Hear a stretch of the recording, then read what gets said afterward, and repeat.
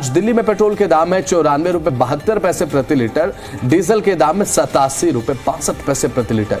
कोई बहुत ज्यादा बढ़ोतरी या फिर कोई कटौती देखने को नहीं मिली है। सीएनजी में दाम आप देखेंगे प्रति किलोग्राम के हिसाब से तो 77.09 रुपए प्रति किलोग्राम के हिसाब से आपको देखने को मिलेगा।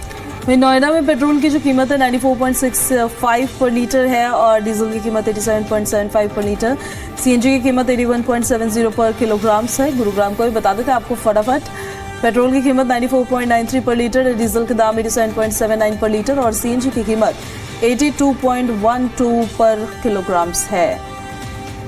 तो दिल्ली और एनसीआर की रीजन, बिल्कुल नोएडा और गुरुग्राम, यहाँ पर पेट्रोल डीजल के दाम देख लीजिए। अब देखिए दाम ये कम हो चाहे ना हो, भरवाना तो पड़ ही रहा है। बिल्कुल भरवाना तो पड़ेगा।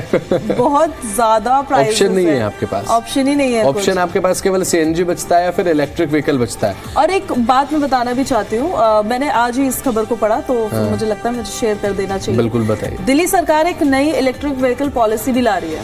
हाँ, ये बहुत ज्यादा जरूरी है सब्सिडी को लेकर, क्योंकि उसमें 4 व्हीलर के साथ साथ 2 व्हीलर्स पर भी सब्सिडी और 20 लाख से जो नीचे की गाड़ियां है ना उन पर सब्सिडी देने की तैयारी अब कर रही है दिल्ली सरकार।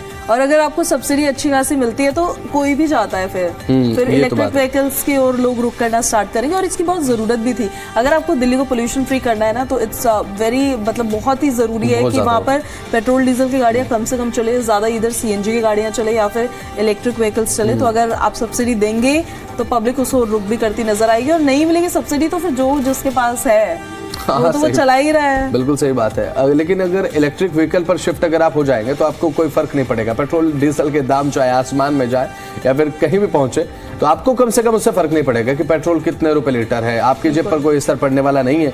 लेकिन अगर बीच में हो गई चार्जिंग खत्म या फिर कोई ऐसी दिक्कत टेक्निकल आ गई से भाई बहुत ध्यान रखना पड़ेगा इसको तो अगर कोई ऐसी दिक्कत तो आपको लेके नहीं जा सकते पंप पर तो इलेक्ट्रिक व्हीकल के साथ अगर ऐसी कोई दिक्कत आ गई उसके बाद आप ये सोचेंगे कि चलिए भले थोड़ा महंगा था लेकिन कम से कम अवेलेबिलिटी तो थी, अब क्या किया जाए। चार्जिंग स्टेशंस भी बढ़ने की जरूरत है इस वजह से। ये बहुत ज्यादा अगर आपको इलेक्ट्रिक व्हीकल्स पर लगातार आप ये सोच रहे हैं कि स्विच करना है या फिर लोगों को बढ़ावा देना है तो सबसे पहले कंपैटिबिलिटी पर आपको काम करना होगा।